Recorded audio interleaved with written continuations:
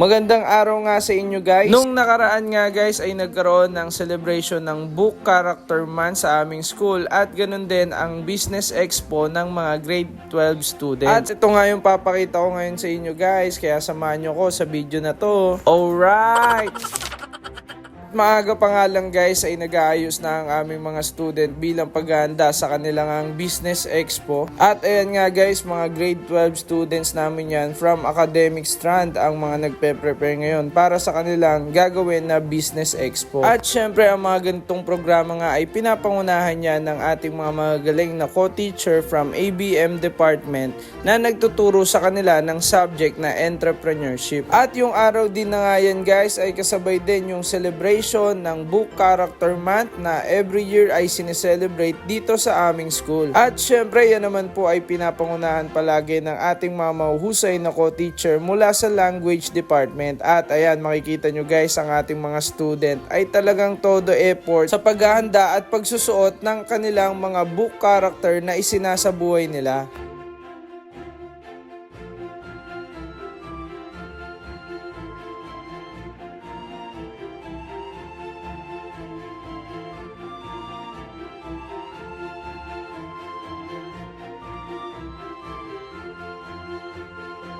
At syempre guys, kaming mga teachers nga ay hindi rin papahuli. At ayan guys, nakikita nyo ang ating mga co-teacher, may kanya-kanya din silang mga character na pinoportray. At kung di nyo natatanong guys, syempre ako din meron akong character ngayon. At ako nga pala si Juan Tamad ngayon guys, tinamad magdamit. Pero syempre guys, biro lang yon. So hindi na nga tayo masyadong nag-effort sa damit kasi nga na-assign tayo sa may audio and sounds. Kaya alam ko nga guys na medyo pagpapawisan ako ngayong araw na to. Kaya hindi na nga tayo masyadong nag-effort guys sa sinuot nating damit. So ayan guys, napa-explain na tuloy din ako kasi baka mamaya makita tong vlog ko ng aming principal at mga co-teachers ko. Syempre guys, para di tayo pagalitan. Alright!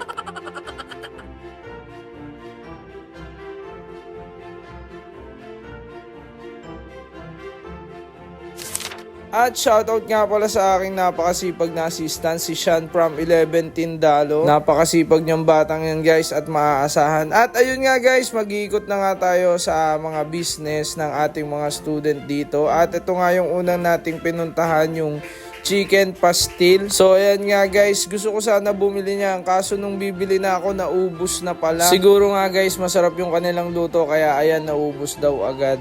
At habang nag-iikot ako, ito nga may isang salesman dito na binubudol ako guys. Ayan guys, talaga ang dami niyang sinasabi sa akin para makumbinsi niya ako na bumili ng product nila. Na ito nga yun guys, yung banana nuggets. So kakaiba tong product nila guys ha. Ginawa nilang nuggets yung banana. So ayun guys, sa kabila ng pagsisikap niya talaga na makumbinsi ako na bumili ng product nila guys, sa bandang dulo nga guys ay ayun, ay hindi pa rin ako nakabili ng product nila. Bigo kasi guys, after ko ng mga ginagawa ko ay saka ako bibili. Medyo naging sunod-sunod yung ginagawa natin guys hanggang sa nag-uwian na hindi na ako nakabili sa kanila. Kaya ayun, pagpasensyaan nyo na po, tao lang. Pero guys, bilib na bilib talaga ako sa batang to dahil napaka-desidido niya talagang makabenta ng product nila. At ayun nga guys, nag-ikot-ikot pa nga tayo sa iba't ibang booth ng ating mga student dito guys. At ito ang ating mga napakababait na estudyante. At syempre ang ating idol na si Sir Peds. Hindi nyo natatanong, yan nga pala guys ang ating coach sa pag-gym. At ito nga guys, bumibili siya dito ng lumpiang sariwa. So ito guys, yung booth nila ay nagtitinda sila ng lumpiang sariwa tapos may free ka ng drinks. Dito naman guys ay mga pangkikay ang mabibili nyo dito guys. So mga jewelry ang ginagawa nila dito. At ito nga guys, tamang bake naman sila dito. At ang ginagawa pala nila dito guys ay puto pao. Kaso guys, wala pa nga silang nabibake sa oras na yan. Siguro pinag-iisipan pa nila kung magiging puto o sapin-sapin yung ginagawa nila. At ito nga guys, kakaiba din yung tinitinda nila dito kasi nagtitinda nga sila dito guys ng ice cream na ang flavor ay Baka Cool. At dito naman guys ay napaka-healthy nga ng sinuserve nila dito kasi ang kanilang burger ay gawa daw sa gulay. Tapos papartneran mo nga yan ng kanilang cucumber juice. At hindi lang naman pagkain guys kasi ito nga sila ay naggagawa ng bracelet at kwintas. Tapos ito naman guys, sila ay photography naman ang kanilang business dito guys. So ayan yung mga services na meron sila dito guys.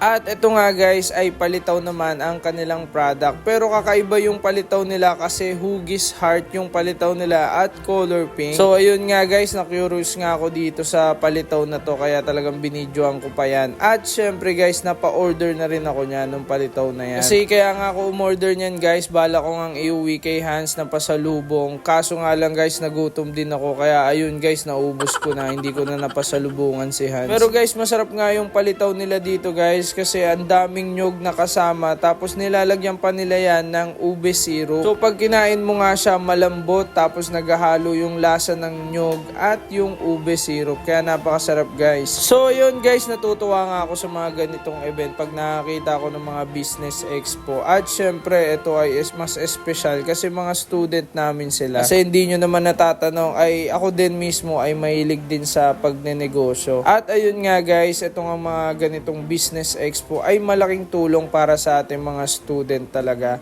Kasi ito nga yung mga avenue para yung pinag-aralan nila ay naa-apply nila.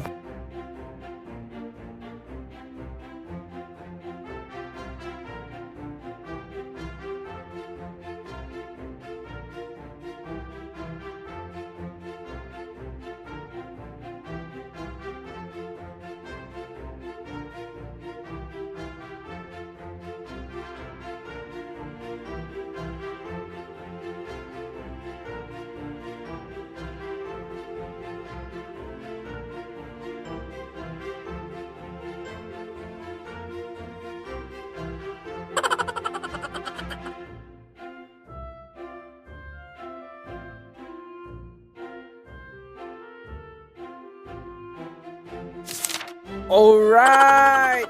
At syempre nga guys, dahil nga sineselebrate din ngayon yung Book Character Month, guys, kasama nga rin sa celebration na yon ang competition nila ng speech choir. So lahat nga ng section sa aming school ay magpa-participate dito tapos pinili yung 6 at sila nga yung nag-present sa araw na to. Human heart might be, meditative or sing a song, sing a song, sing a song, in praise of the right, in blame of the wrong.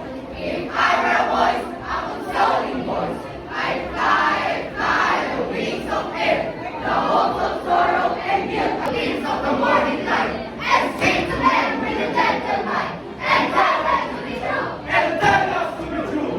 I'd fly, over land and sea, wherever a human heart might be, telling a tale, or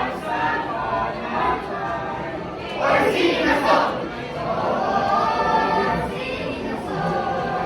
in praise of the right, in blame of the wrong.